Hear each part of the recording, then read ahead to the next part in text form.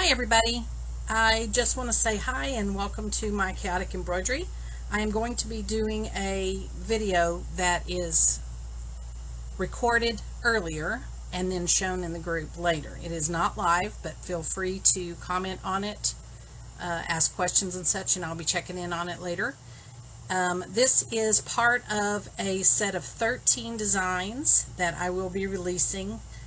Most likely as a set. If you guys want them individually, we can talk about that, and I might get them listed individually if enough interest is out there. But they are Halloween masks. So this is just one. I'm not going to reveal the other 12 right now. So one is a Mistress Mask. So this is the one I'm going to be stitching. If you guys want to see what it looks like on screen, let me just move my camera around here for just a second. This is what it's going to look like. This is an applique mask. The hairline at the top is what's applique. So you're going to have a double thickness of either your felt or your vinyl or whatever it is you use for the mask on the front, and then you're going to have the liner, which is either felt or some other non-fraying flannel or something like that. So whatever you choose on the inside. So these can be done with ribbons, which I have here. Just stretchy fold over elastic, ribbons for tying, or even those elastic bands with the metal pieces on the end that you use for mask making itself. So anyway, I'm just going to use fold over elastic. I measured a piece that fits around the back of my head pretty well. It is 17 inches. That will give you some allowance for stitching and trimming on the inside of the mask. So I already got a little bit of a head start. I stitched color stop 1, which is the placement for the eyes and the mask outline all together. So this video, let me just move it there for just a second. This video is not live in the group, as I stated, so there will be some editing. So if there's anything I skip or I cut out, I will try not to do that, but if I do, I will answer your questions if you have any, and maybe we can go back and do a follow-up to this later on. But I just want to get this one out there. Today is Saturday. I don't get to my building quite as often as I'd like to, but I am here today and just want to say, hey, I'm glad you're here. So let's get started. I have a 5x7 hoop. This is my Brother PE 800 embroidery machine. You can do this in any hoop that fits at least a 5x7. I find that mask size fits most adults and most older children. I don't market these for children, and that is totally, completely up to you to make sure that you're compliant with whatever requirements are out there for kids. These are for props only, in my opinion. They are not any other kind of mask other than just a fun piece of thing to play with. So I have several bits of vinyl that I'm going to use for the outside of my mask. This is a piece of marine upholstery. It's not marine vinyl. It's not the same kind of backing like you would traditionally see. It is upholstery.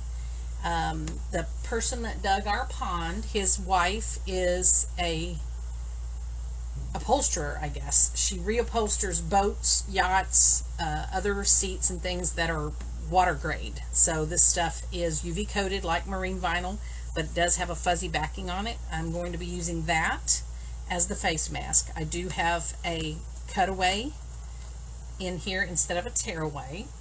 And this is the My Punk Embroideries rustic faux leather in black that will be used for the hair.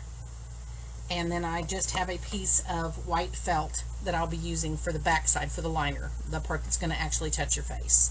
So if you guys want to pick some of that up, it would be great. This mask would go wonderful with a Halloween wig. I'm not sure if you guys used to watch Elvira, Mistress of the Macabre, or Mistress of the Dark, I guess. But this is patterned after her. These are not copyrighted designs. This is my own drawing and my own sketching and my own digitizing. It just happens to look like her in the eyebrow area. You can certainly use makeup. One of my testers actually did it, and you'll see that in one of the pictures. Her mask she did in sort of an olive-ish green or an army drab green. It looks really awesome. It kind of looks like a pretty version of the Bride of Frankenstein, but it is a Mistress Mask. So I'm going to go ahead and lay this vinyl on top. Oh, I'm sorry, wrong one. We are going to switch out the color of thread because right now I'm going to do color stop 2, which is the tack down of the entire mask, and I don't want black thread to accidentally show up later on through this. So I have a color of thread that's called Ivory. It was in a big box that I got. It is a little bit different color than this. It's almost a bone color upholstery that I got from my friend's wife. So I am going to just change out my thread real quick. And again, I'm going to probably edit some of this stuff out. Number 1, to save time, but number 2, to save you guys having to listen to me for the entire time. And just get to the fun part, which is actually stitching and creating the mask. So, let's see what we got. I'm going to do color stop 2, which is the tack down of the mask itself, and it's also going to outline, nope, color stop 2. Let me get my story straight here. That is going to be to hold the elastic in place. So you want to make sure that if your elastic is one-sided, meaning that your design on it is just on one side, you want to make sure that your design is face up. If you are looking at the mask, you want your ends to be just inside the stitch line. I'm going to then pull it around this way, and it'll be just inside the stitch line over here. So I'm going to put a piece of tape across that instead of trying to fiddle with a pin, just to catch it and hold it in place, because I can always remove that tape, and I don't necessarily have to take things out of my hoop to do this, but I will lift up my needle. This is going to stitch one line across that placement stitch. You want to make sure when you're putting this in place that your ribbon is not twisted. So here we go. I'm going to stitch this in line. And like I said earlier, I cut this 17 inches to fit around the back of my head comfortably, allowing some room for stitch allowance and trimming. If you don't need it 17 inches, don't cut it 17 inches. If you need it longer than that, do it. Just measure something that's comfortable around your head and then add enough of an allowance for stitching. I don't want to put pins in my stabilizer at this point, but I will put pins with the ribbon right on the outside of the hoop. That is going to hold that ribbon out of place as my needle moves around. And not get caught on anything. So I'm just going to pin that in a couple places here around the outside just to hold it. Everybody's got their own method of things. You can hold it with your hand if you want to. You can tape it. You can pin it. You can do whatever you want to hold it out of the way, but it does need to be out of the way. Otherwise, there's a good chance that your needle will get stuck on it. I may end up doing other videos. I'm not sure. This video is one that I will have as the release video. This mask does have applique on it, just one section, the hair. It is a big piece of applique, and it is spiky, I guess, with fringed bangs. So you will need to, I'll take this piece out of the way over here as well. You will need to trim quite a bit.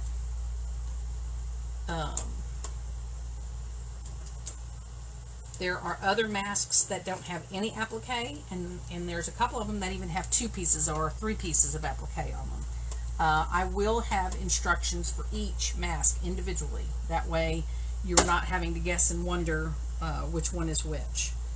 I send instructions with these to my tester group as well, and ask them that let me know if there is any changes to make to the actual instructions. So I try to make sure that it's readable and understandable, very clear and concise instructions. Okay, so now I don't have to take this out of the hoop to do what I would normally do, but I'm just going to show you. So I just held the elastic out of the way on the outside of the hoop, and I pinned it, and then I just taped across the edges. I'm going to go ahead and remove this tape because I don't want that sandwiched in my mask at all, and I'm going to cut these jumps. This particular machine does not cut jump threads, so if you have one that does, I'm jealous, just know that. While I have it backed, I'm going to trim the stitches on the back. I'm not going to be able to get to all of the stitches on the back throughout the design, otherwise I'd be taking it off of the hoop every single time we had a color run, and I'm certainly not going to do that. But I'm going to clean it up a little bit while I already have it off the hoop. So this is what it looks like. I'm going to remove the tape, put the top piece on, and put it back on the machine. So let's see. I hope you guys are having a great summer. It is hotter than the oven at the moment, but our heat index this week has been over 100 for several days. The actual temperature's been in the upper 90s. I know some of you are much worse off than I am, and for that I am sorry. For those of you who have much better weather than me, know that I am jealous. I don't know about anybody else, but I'm super jealous. So now that I have my other piece, I am going to pin it on the four corners. The mask is rounded on the edges, so there's no opportunity for the pin to be in the way of the needle. But this upholstery fabric, this fuzzy backed upholstery fabric that I received, is a little soft and it's very, very pliable. So I don't want it to stretch. I don't want it to bunch up. I want it to lay as flat as possible. So I am going to kind of stretch it myself a little bit just to hold it in place in the four corners of the mask design. I could use felt with this. It really just depends. This is just what I had on hand. That was the color that I wanted to use. I wanted something a bone color or an off-white, and this was what I had in my stash. So that is what I'm using, and I hope it's going to turn out as cute as I think it will. Just from seeing the test stitch one the other day, the Debbie Vieira stitched that one out, and she put some really pretty fuchsia eyeshadow on that mask, and it came out really cute. So I'm hoping I can kind of get that a little bit, get that same effect. Alright, so I am going to put one more pin, as this thing seems to be not cooperating very well up here. There we go. Okay, so I'm going to go ahead and stitch the outline of the mask itself now, and the eye holes. Now all of this will be stitched fully again at the very end. The last step is to stitch the outline of the mask and the eyes again. This will stitch, this tack down stitch will stitch a double, so it goes around once and it repeats going back in the opposite direction, and then it will do the two eyes.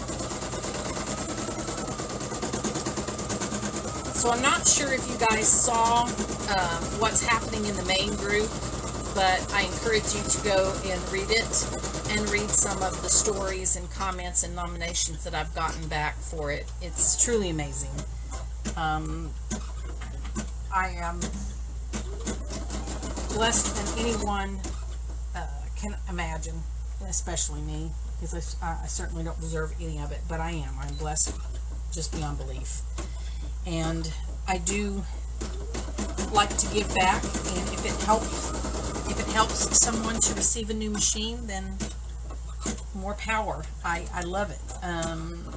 I've given away several embroidery machines over the years. The price and availability of embroidery machines right now make that a little bit difficult to give one that's at least a 5x7. I The 4x4s are great, and I know that some of you, that's what you have, and you make beautiful, wonderful things with it. I just tend to want to give something with a 5x7 hoop, or even just slightly larger. Anyway, the next step is for the eyebrows and the mole on the cheek. They are stitched in one single color.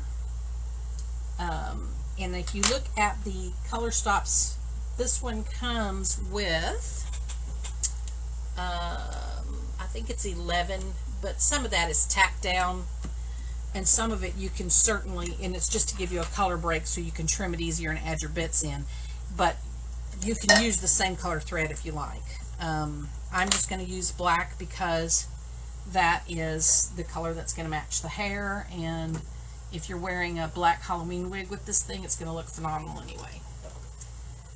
I just want to give the illusion of some pretty awesome eyebrows and eyelashes and a mole. And let's see what else.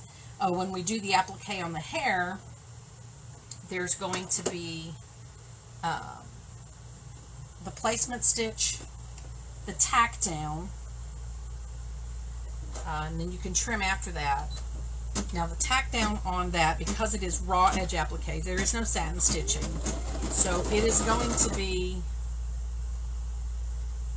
the only two is the placement and then the actual bean or tack down stitch for the hair piece itself on this. So you'll trim on the outside of your tack down for the hair, and you're going to leave a raw edge.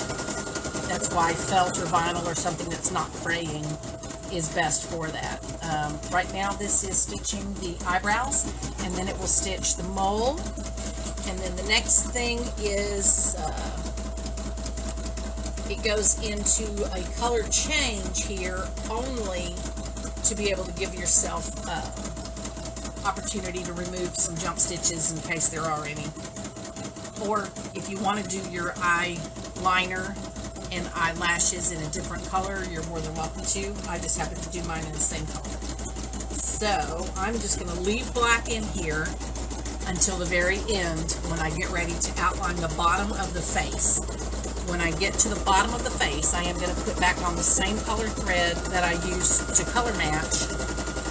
Oh, there is one more stitch in there that's this color, and it's the shape of the nose. So you probably can't see it too well in this picture, but it's right here by my finger. I'll show you here in just a minute. Let me get rid of this jump stitch real quick. Now I will have some threads to clean up after all of this is done, but I just want to get the big pieces out of the way so they're not getting caught up on the needle. So if you look, I'm going to bring you back to the design here. If you look, there is a mole here, but this is the shape of the nose, just to give you an illusion of the nose. That I'm also going to stitch in that same flesh color because the nose is not the prominent part of this design. That's the eyebrows, eyelashes, and hair. So I don't want the nose to be overpowering for anything else, but I do want you to at least see it. The stitching on the mole doesn't seem to fill quite like it should. So I think that I'm going to have to use a little bit of fabric marker when I'm done. You can use a black Sharpie if you have one, or a fabric marker. The eyebrows seem to fill in just fine, so maybe it's my underlay stitching on the mole. I'll have to check that before I save the design. Let's see.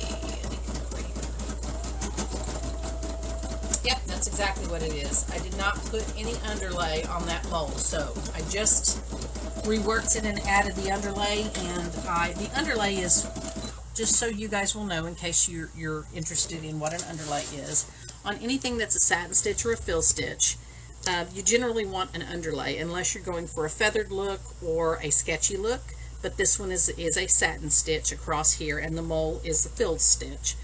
Well, the mole only had the stitches going back and forth side to side. This actually has an underlay stitch, and that is good for covering your background, holding your piece in place, keeping it stable so that it does not slide around, so you don't lose the shape of the color swap that you're doing. It's there for stability, but it also keeps the coloring in line for you. So I'm going to let that finish stitching, and then it's going to go to the next, let's see, yep, the next color stop is going to be the Eyelashes and Eyeliner, and again, that's a separate color stop, but I'm just going to keep my black thread in and just push go.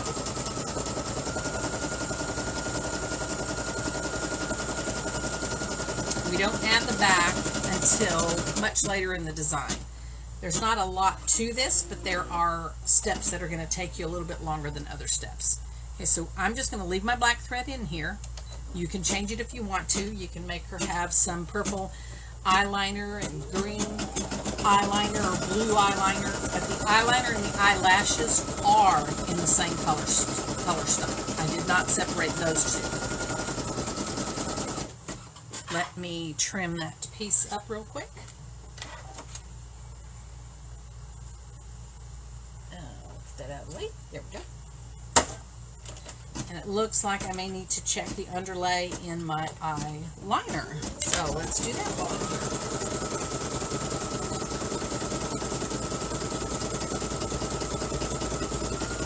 Yep, there is none there, but let's see what it looks like when it's all stitched out. We may not need it. It might just be that she's had a long night of partying and her eyeliner is a little bit sketchy. We'll find out.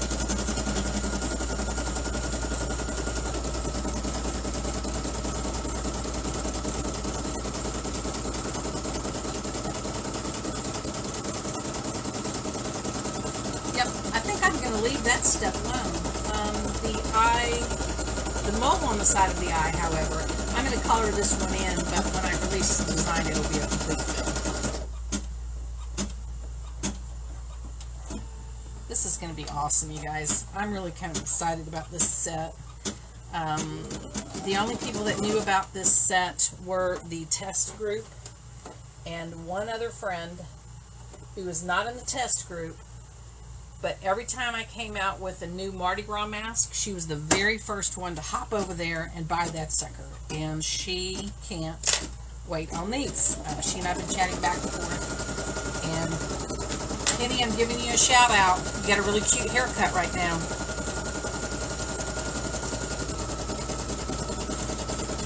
But her name is Penny. She's in the main group. She's not in my tester group, so find her and say hi, because I'm sure she'll be chiming up every time I post a mask in the main group.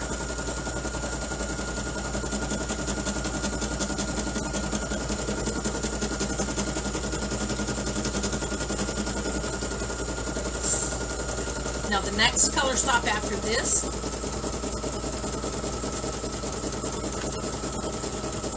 is the nose.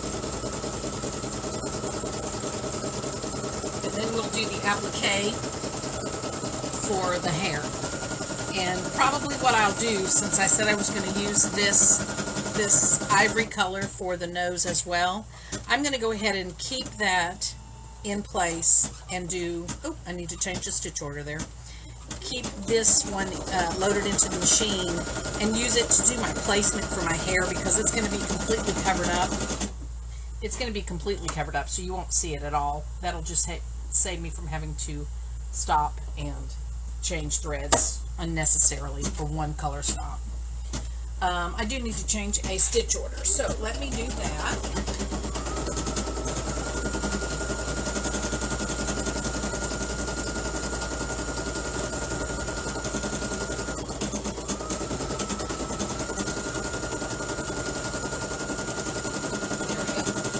Save all of those as I am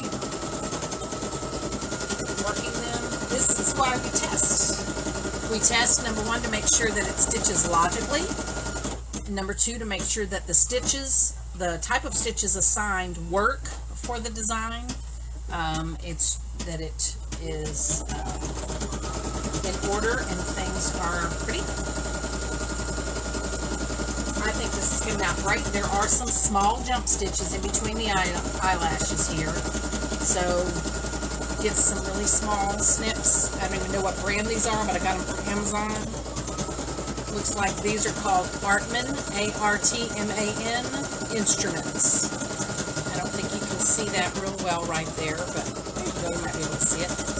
I got them from Amazon. I absolutely love them. I have several pairs of them. I have two right here. One of them is several years old and it's kind of dull at the moment, but okay. So now I'm going to get that long jump thread away from my mask here. Those little ones I'm going to wait, the little jumps between the eyelashes and such, I'm going to wait and trim those up after the mask is unhooked. Alright, so I'm going to put my flesh color or my ivory back in. I just prefer to color match this, or at least a couple of shades off from the base color of your mask itself, just for the illusion of a nose. Again, the nose is not the prominent one in here. You'll see on a couple of the other designs that the nose really is prominent, and you can use the same color for a tone-on-tone look, or you can do something that's very pronounced in a contrasting color, or something that's complementary to your base color. However you want to do it. I mean, it's completely up to you. So I'm just going to get rid of this jump right there. There we go. Again, if your machine cuts jumps, great. Otherwise, you've got a little bit of trimming to do in these. Some of it can certainly wait until you're completely done with the mask and you can trim it at the end. Okay, so this is going to now stitch the placement stitch for the hair. And if you noticed in the picture that I showed you earlier, you can kind of see it sideways here. The hair and the bangs are kind of jagged, so it's going to stitch a really crazy stitch line. And it is going to take you a little bit of trimming, so even though I'm going to leave the video running while I do that, I will probably edit that section out, because some of this really is going to stitch right over the eyebrows, and I don't want to. I'm going to have to be really careful when I trim the black vinyl that I'm using for the hair. So you just need to make sure that, number one, you have sharp enough scissors, and number two, that you have a steady enough hand not to cut the other stitches in your design. So her hair is pretty jagged. It's just going to, I'm going to show you this real quick. Okay, so I'm going to pop that off of the machine real quick just so I can show you, so you can see what I'm talking about. So all I did was use the same color that I used for the nose, so I didn't have to worry about changing thread out for one thing. I did not want black under here, just in case a little bit of it shows up. You could put it there. I'm just not as careful as other people, and I may trim a little too close for that edge. So I am now going to just take this piece, sandwich it on top up here, remove the pins that I have on the sides here, and just put them through this piece. You can hold this piece in place, tape it, clip it, do whatever you normally do to hold everything in place. I am going to put the black thread back in my machine, and then we'll go from there. So let's just stitch, hold this sucker down. I am pinning through 2 full layers of vinyl, the upholstery vinyl and the faux leather, rustic faux leather from my embroidery. Please don't tell Amy I cheated on her by using some marine upholstery, but it was given to me, and I'm gonna use it because it is good quality. It's different than what Amy carries, but it's very similar. Amy does have some fuzzy backed vinyls as well, and I'm sure that these are you know, similar quality and stuff. So I'm just going to use them because I have them, and I want to make sure that I don't waste things. So I'm going to put this back in here and pop out that thread real quick. Put my black thread back in. Keep that flesh color or matching color to your mask handy, because you're going to need that in the final bean stitching that goes around. This particular design, the final bean stitch is done in 2 colors, so you can match the hair and then you can match the chin and cheeks. I personally don't want a black outline on the chin and cheek when the mask itself is ivory, and I don't want ivory stitching on the black hair. You can certainly do whatever you want to. That's just preference for me. So I am not pulling this thread. I'm simply holding it out of the way. Okay, so I'm just going to stop that for a second and trim it. Now, this is going to stitch the exact same stitch line as the placement stitch, which is, let's see, color stop 7 in the design. That's your placement stitch for the hair. It is not going to stitch on the top oval part of the design up here. That is because your final bean stitch will sandwich them all together.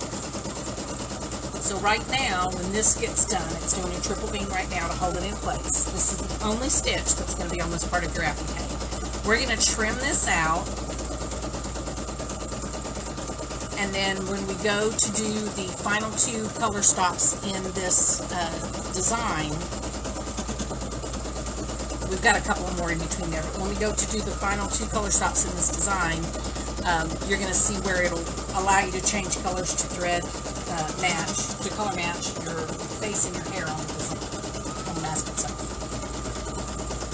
And you're going to trim this applique along this stitched edge on the bottom, or the inside of this stitched edge. You're going to leave the top alone and trim that when you do your final trimming after the whole mask is done.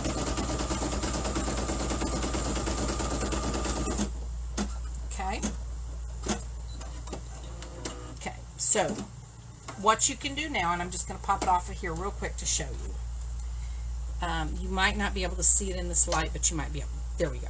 It does have the stitch line here. Oh yeah, look at that. It does have the stitch line. It did not stitch across the top of the mask on purpose because I'm trying to cut down on the bulk of stitches up here at the top of the mask. The final bean stitch around the entire mask is going to stitch like this around the top edge and on both sides, and then down here it will stitch similar to that. You can see it here. It's got a little dip for the nose. But I want to color match that to my bone or flesh or ivory color that I'm using for the face itself. So I'm going to leave the camera running. Actually, I'm not. I'm going to go ahead and finish this one, and I will be back after I trim this and start a new video. And then I have some software on my computer. Nah, I'm just going to let you guys sit there. I'm not going to worry about that piece right now. So I'm removing the pins. I'm going to go ahead and trim this section underneath the stitch line, this piece down here, and I'm going to leave it in the hoop. So this is going to take me a little bit of doing. Have to be really, really careful. You can do some more trimming when you're done with your entire mask at the very end. It's going to be up to you. Whatever you want to do, you can trim it all when you're done, but I kind of like to see it come to life. So I'm just going to take my little round snips, these snips here, and I'm trimming to the stitch line, and I will clean it up when I'm all done. But I absolutely want to see what it looks like. So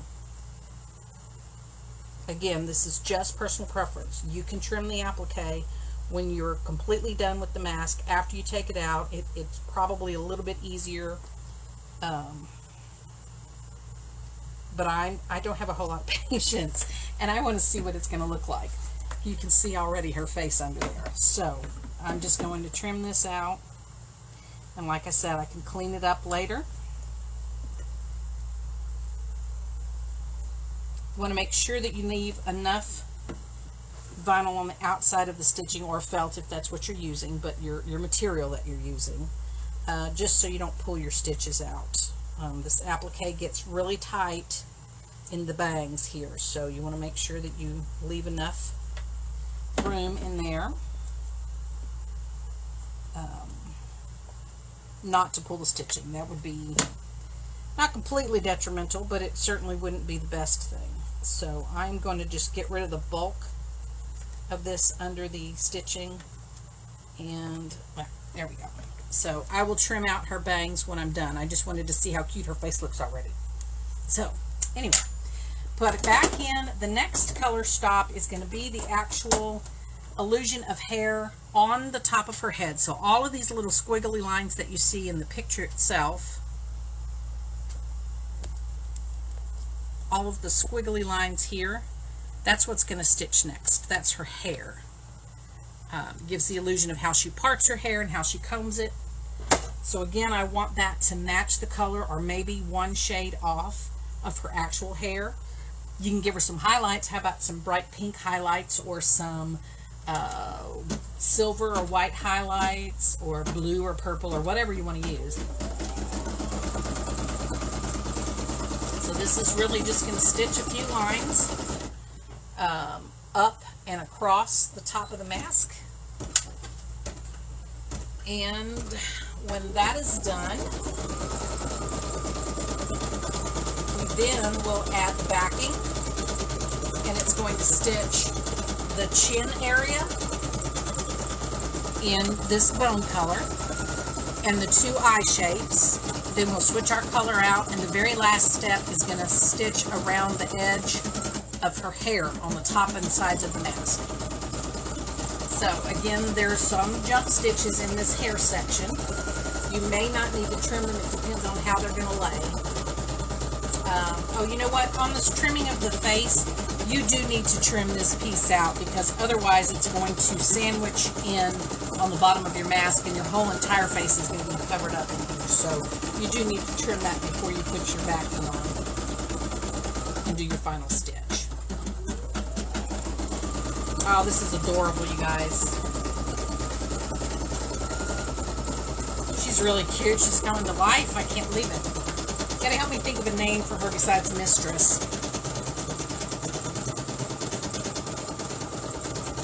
I can't wait for you to see all the rest of the design. So this has been just a lot of fun. I really got the mask bug for Mardi Gras. That was an absolute blast for me, making all of the Mardi Gras stuff. And people keep asking me. I do owe Sharon a dragon mask, and I want to apologize now for not getting that done before now. I keep going back to it, and I just can't get it right. I don't like how I have it right now, and I just want to be able to make it perfect, because it is a multi-hoop mask, kind of like the Jester mask we had at Mardi Gras, where it was done in a couple of hoopings. The dragon mask is going to be done in probably 3 hoopings. All right, I am going to stop and cut that jump stitch just because I don't like them. Let's see. It's not really bothering anything, and it's not in the way of any other stitch line. I just don't like them. So, there we go.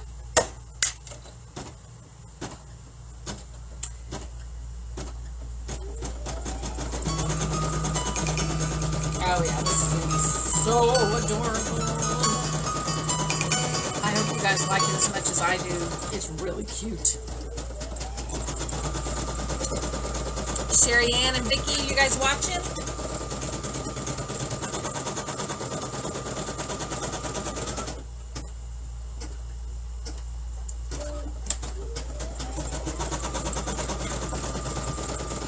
Okay, so after this gets done, that one is right in my way. I'm going to hold this down. That elastic is pulling. So now what it is stitching is some more of the hair up. So I do need to move that jump stitch out of the way. There we go.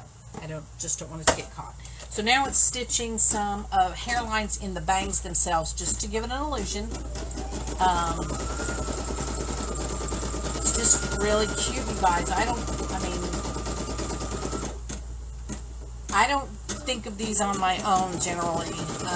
People ask me things, they give me suggestions, and I'm like, you know what? I can do that, and I'll try it, and it comes out okay. Sometimes it does not. It's just sort of like Sharon's dragon. I've got to keep trying for it, but this is absolutely adorable.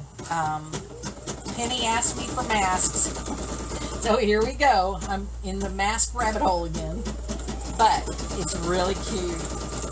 It's just really cute. I can't wait for you guys to see all of these.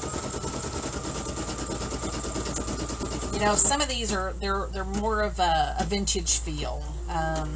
They remind me of the movies with, you know, Bela Lugosi and oh, just look at that. She is so cute. Anyway, I am going to clean up some of these back threads just to cut down on them. It really doesn't hurt anything to have them, but I don't like them. This is the bobbin threads on the back, so I'm just going to clean them up a little bit. Let's see.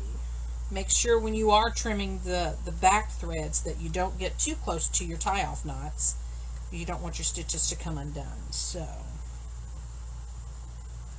let's see. There we go.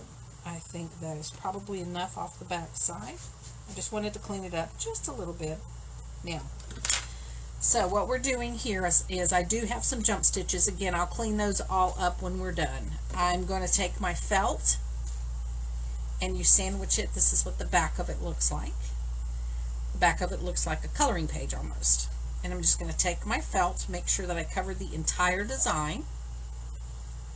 I'm going to change out my color thread because I want it to match this flesh color or whatever base color you used for your mask.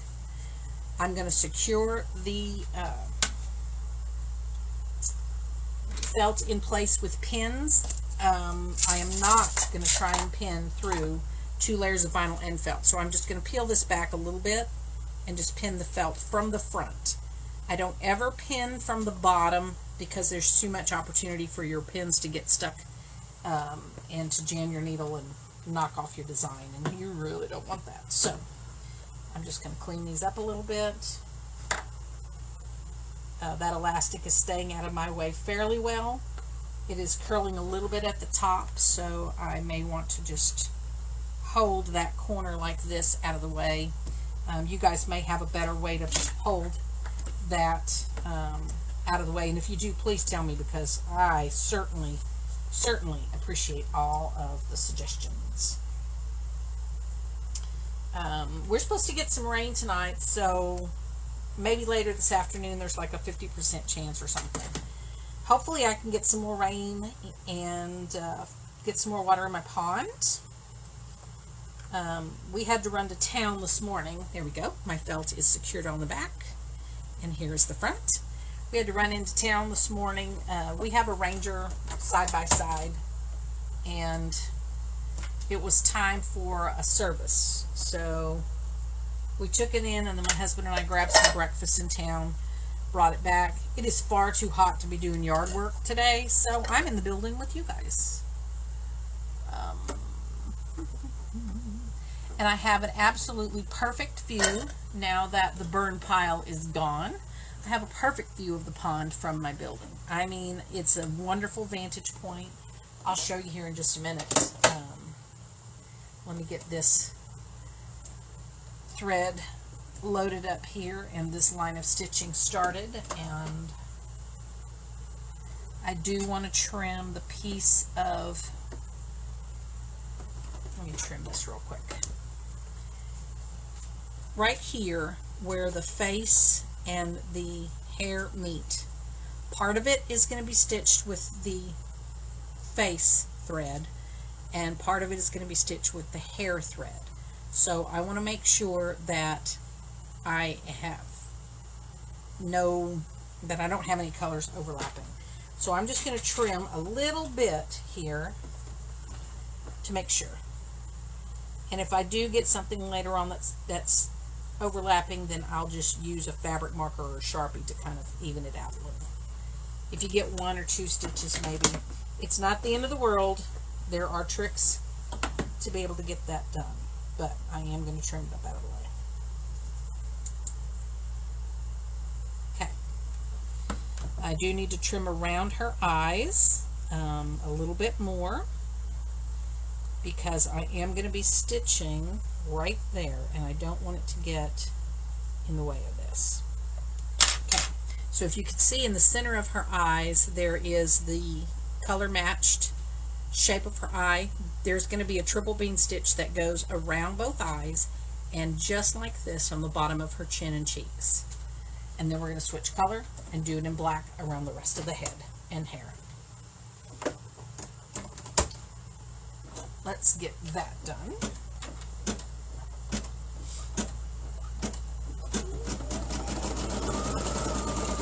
Move this out of the way.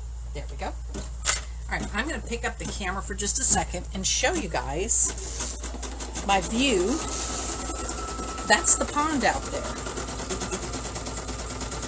That is my pond. I have an absolutely perfect view from my building. Oh, Sherry, trust me, sweetheart, there will be more. There will be plenty more. You need to get settled in retirement with your husband and enjoy your new home. I know I'm doing a lot of jumping around with my camera. I'm certainly not a videographer.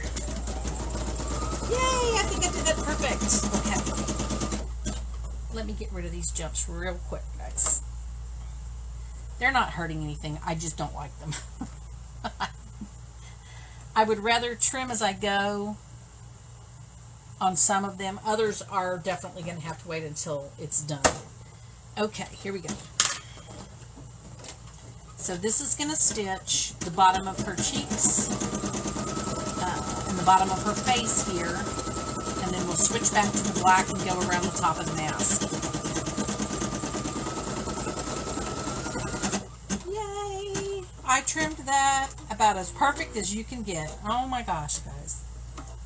Okay, so this is what I was talking about. You want to make sure that it is trimmed well on both edges so that you don't have ivory thread on black hair or black thread on ivory face or something like that. So let me switch back to the black. I know this is taking a lot longer than it normally would because I've been stopping and showing things and talking, and I'm a blabbermouth if you guys haven't figured that out yet. But I have fun. I love doing this, and I love sharing with you guys. So, what's the weather like where you guys are? It's so hot here. I know I have friends in places where it's hotter than this all the time during the summer, and yeah, that's not ever going to be me, so I'll deal with my few days of 100+ heat index and continue living where I live because I love it here. Okay, guys, here we go. This is going to be the last stop, and it's going to go around the outside of the mask itself, on the sides of her hair and on the top of it. I'm just going to hold this piece out so it doesn't get caught underneath my needle over there.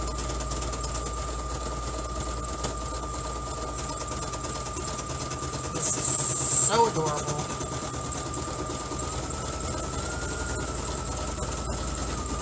I don't have a Halloween wig, and the Halloween stores aren't open yet, but I know that everybody doing these crafts needs to get a little bit of a head start, so I'm going to finish up this set and get all of the instructions checked and done and get it released so that you guys can be ready for Halloween. Okay, so here she is. If you can see all of those wonderful details in her hair, it looks like she, man, I wish I could get it better. There, it's a little bit better. Oh, there you go. Now you can see some of the bangs. So there's a few jump stitches in here that I will trim out, and then I'm going to trim these little points up into the bangs themselves, and then I'll trim the rest of the mask. Cloudy and 70. I'll take that over what I have. That's crazy. Alright, time to unpin and unhoop. So, let's get rid of the elastic up there. Get rid of the pins holding the felt to the stabilizer in the back on the bottom. And let's get this baby unhooped. Okay, so this is the pretty girl.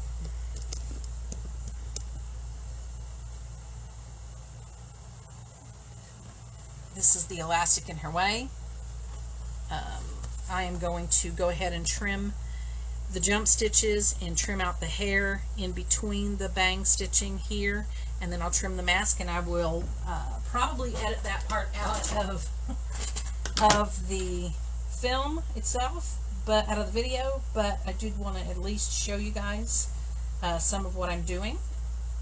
Let me see if I can turn this so you can see what I'm actually threading here. Let's see.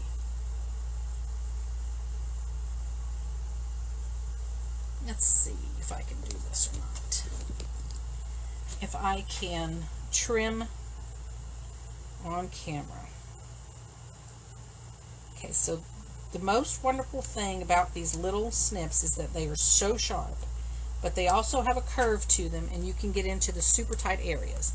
So if you see that stitching underneath there, that's her eyebrow that's under her hair. I could have broken the eyebrows up into several segments, but it was just easier to just leave it as one color stop. Let me get rid of these jumps as I come across them. It was just easier to have them do as one color stop and one continuous design element rather than back and forth several times, stop, start, little bits and pieces of eyebrow. So let me finish trimming this piece out.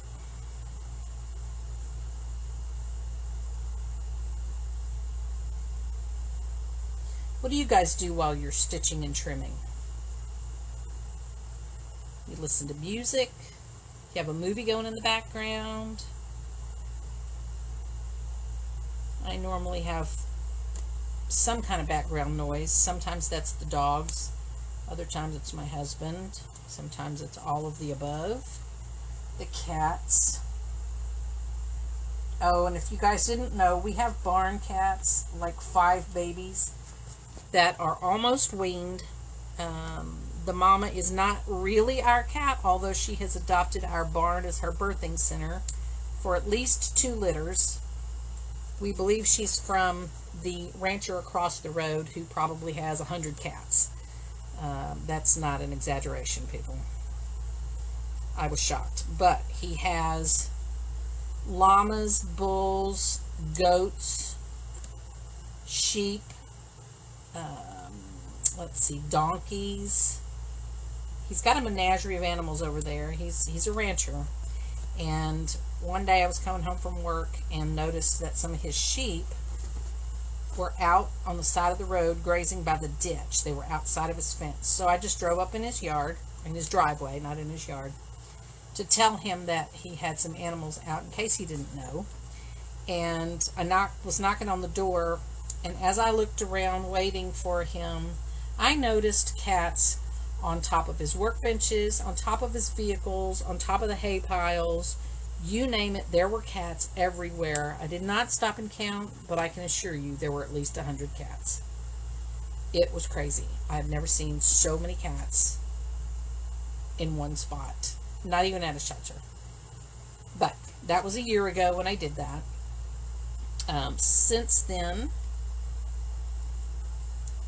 this little mama cat that just had the babies, again, this is the second litter in our barn that we know of. She seems to be a fairly young cat. In fact, she's petite and tiny enough that when we noticed her hanging around last year before we realized she was pregnant, we thought she was maybe just a juvenile cat, you know, maybe a year or less old.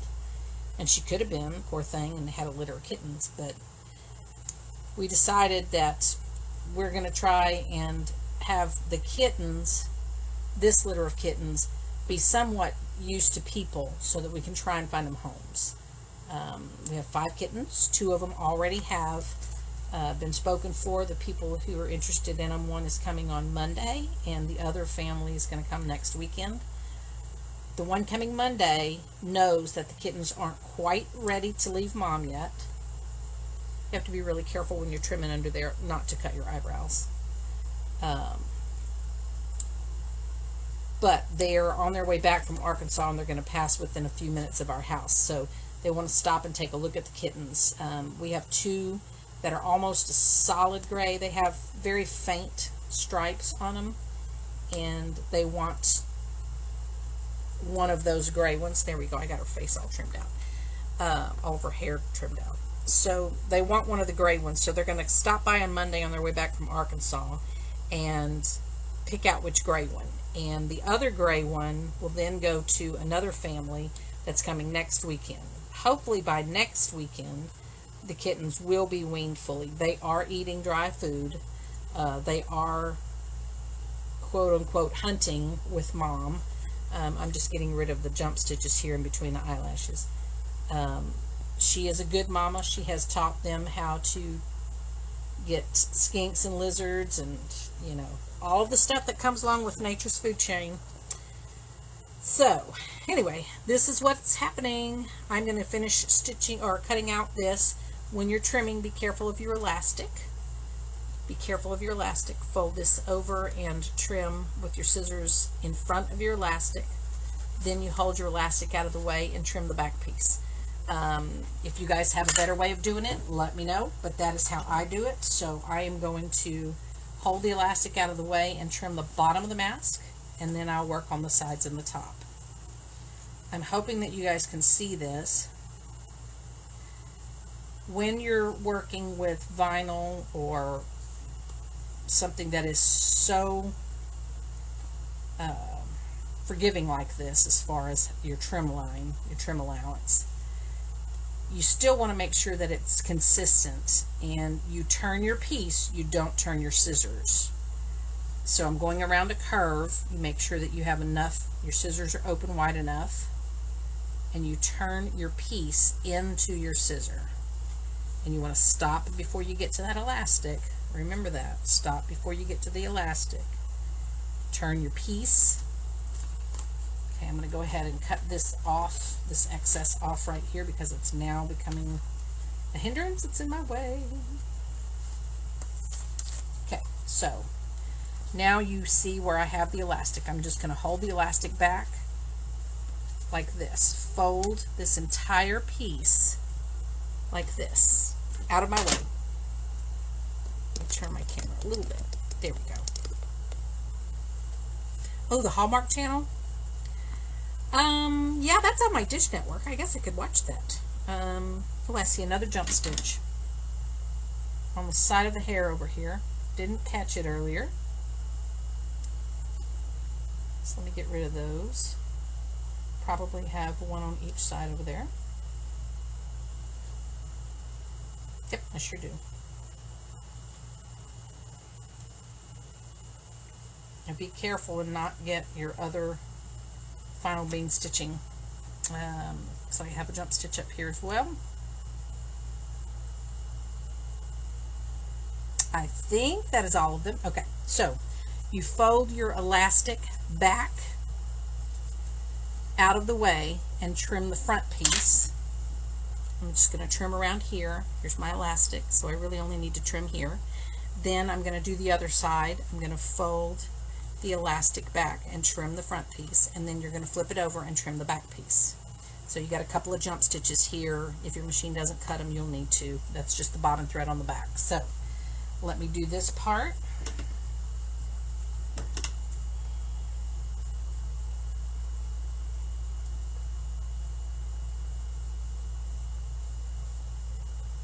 This one you want to be really careful not to cut your thread path, but you also want to make sure, I'm going to get my smaller scissors for this section.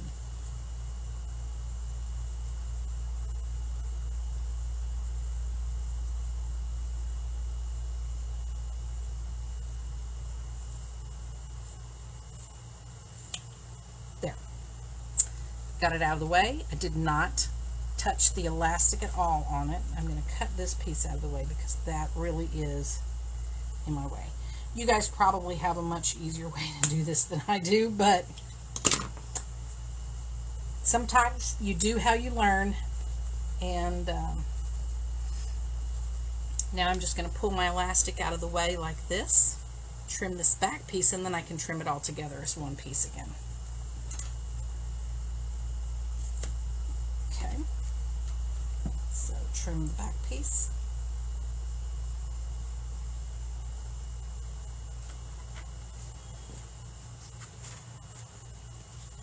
Almost there. And I think I picked up a navy blue elastic instead of a black one, but that's okay. All right, so now you can see that my elastic is still securely sandwiched in between, and I don't have any extra bits hanging off. You can go back and trim this a little bit better if you want to later on, but I'm going to now hold the elastic out of the way and continue trimming the rest of the mask. And I'll have to repeat that on the other side when I get to the other piece of elastic. Again, you want to turn your piece, not your scissors. Make sure that you're not going to the tip of your scissors if you can at all help it, unless you're doing a point, in which case that might be a little bit easier. But you want to make sure that you are trimming with some cut allowance on the outside of your stitch line, so none of that pulls loose. Vinyl is a little bit more forgiving than felt, but you still want to make sure that you have plenty of allowance to give it stability. Okay, again, I'm holding my elastic out of the way, and I'm going to trim this piece, and then let's see, let me get that out of the way. Okay.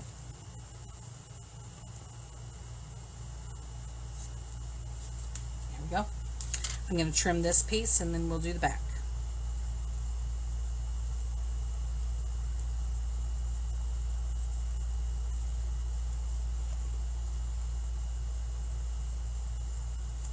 Okay. So now I have my elastic this way, and I want to hold it out of the way the other way. I'm not a videographer, guys. I'm really sorry about that, but I'm not. I'm going to trim it this way. It might be easier.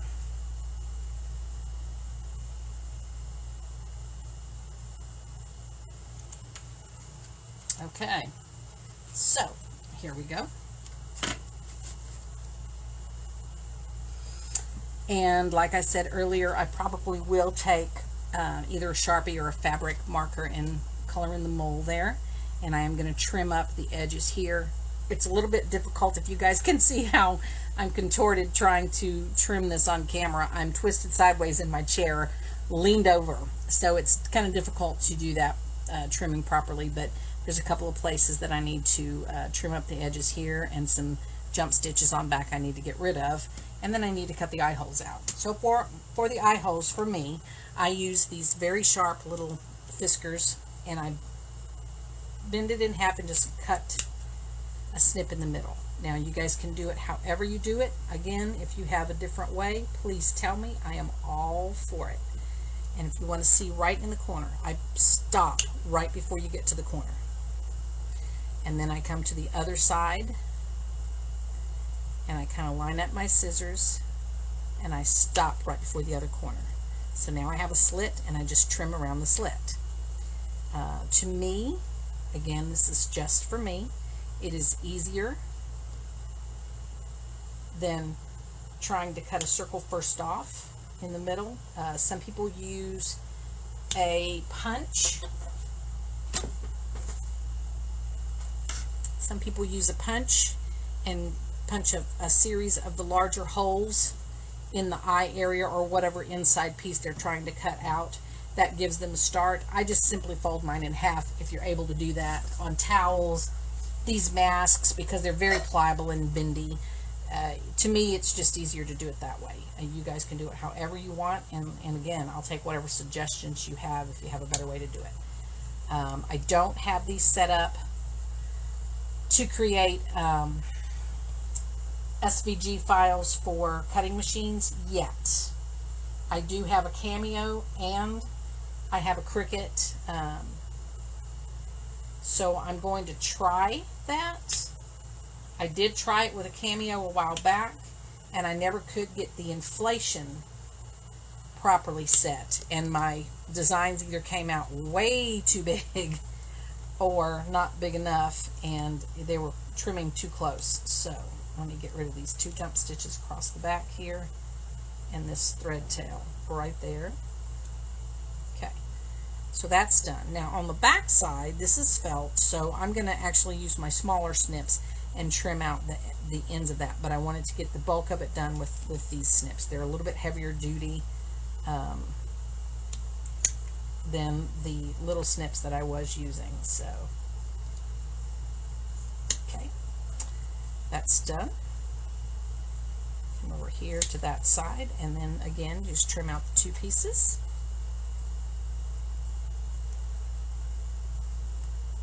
There will be some cleanup to do. There always is. I'm so not perfect. But again, if you could see how I'm sitting in this chair, just so I can keep this in the camera view, I'm pretty contorted. So I'm probably going to need to do some stretching later and loosen up my back, because it's beginning to get a little bit tight sitting like this for this long.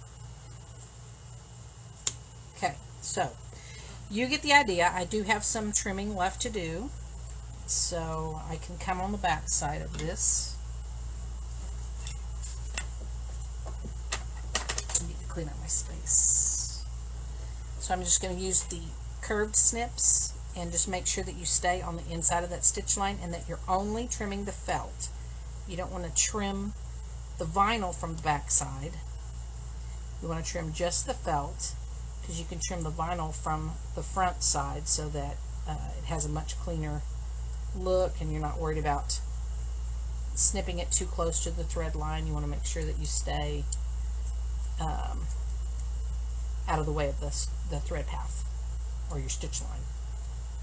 Okay, so this is going to take some of the bulk of around the eye. So now you can see what I've done. So I'm really just going to come in here and clean up these curves with the small snips. Got the bulk of it done with the other scissors. Let's see, trim these up a little bit. Felt is also very forgiving. The felt I have is the felt by the roll that I got at Joann's a while back. I would not use kids craft felt on this, as it's just so thin. You want to make sure that it is a little bit thicker felt than the normal one that you get. It's just so thin. This one is not the thickest felt I've ever used either. It's not the expensive felt. It's definitely for sewing, and I use it for mask making and things like that. So I don't generally use felt for much anything else except masks. Sometimes I use it as a filler if I want a little bit of puff under something. So I'm going to clean up the mask, but let's get our pretty girl that we've got up here, and you guys see her okay. Put her here, move the camera back a little bit, and we are going to have ourselves a mistress in a second. So that is how her head is not as big as mine, so I'm going to hold it out of the way. But there you go. Here's the mask. And again, her head, this mannequin head, is smaller than my head by probably a couple, 2 or 3 inches in circumference, I guess is what you call it. But anyway, you get the idea. This is what it is. And can you imagine what that would look like with a black teased up beehive wig in the back? You could look like the B-52s at Halloween. So anyway, there you go. That is one of 13 mask designs that are going to be in this set. Thank you. Now I'm off to do the editing of the video. Have a great day.